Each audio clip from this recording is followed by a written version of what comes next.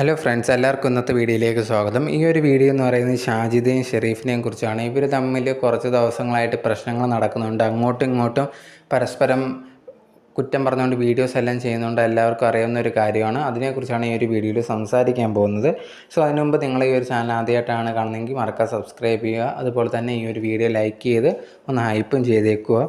ഈ ഒരു വീഡിയോയിൽ ഷെരീഫും ഈ ഒരു ഷാജിദയും കുറച്ച് ദിവസങ്ങളായിട്ട് ഈ പ്രശ്നങ്ങളൊക്കെ നടക്കുന്ന സമയത്തും ഒരു ദിവസം ഉണ്ടെങ്കിൽ ഈ ഒരു ഷാജിദ വീഡിയോ ഇട്ടിട്ടുണ്ടായിരുന്നു. തനിക്കെതിരെ ഇത് കണക്ക് ഷെരീഫ് പറയുന്നുണ്ട്, ഞാൻ അതിന് പോലീസ് കംപ്ലയിൻ്റ് ഒക്കെ കൊടുത്തിട്ടുണ്ട്, അവനെ പോലീസ് ബുക്ക് ചെയ്യുന്നുള്ള രീതിയിലൊക്കെ പറയുന്നുണ്ടായിരുന്നു.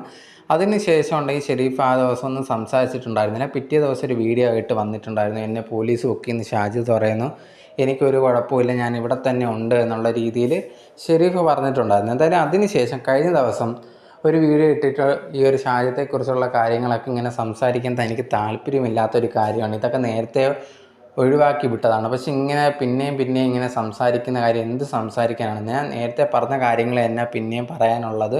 ഈ ഒരു ഷാജിദയുടെ സ്വഭാവത്തിനെ പറ്റിയൊക്കെയാണ് എനിക്ക് പറയാനുള്ളത്. അല്ല വേറെ ഒന്നുമില്ല. ഇത് കേട്ട് ആൾക്കാർക്ക് ബോറടിക്കാം. പക്ഷേ ഇത് എന്നെക്കൊണ്ട് ഇങ്ങനെ പറയിപ്പിക്കുന്ന ഒരാൾ ഈ ഷാജിദയാണ്. പിന്നെ ഷാജിദ ഞാൻ പേടിച്ച് പോയി എന്നൊക്കെ പറയുന്നുണ്ട്. അങ്ങനെയൊന്നും പേടിച്ചൊന്നും തന്നെ പോയിട്ടില്ല, ഞാൻ ഇവിടെ തന്നെ ഉണ്ട് എന്നുള്ള രീതിയിൽ ഷെരീഫ് ഉണ്ടെങ്കിൽ ഷാജിദയ്ക്കുള്ള ഒരു മറുപടി ആയിട്ടാണ് ഇപ്പം ലേറ്റസ്റ്റ് ആയിട്ടിട്ട് ഒരു വീഡിയോ ഇട്ടിട്ടുണ്ടായിരുന്നത്.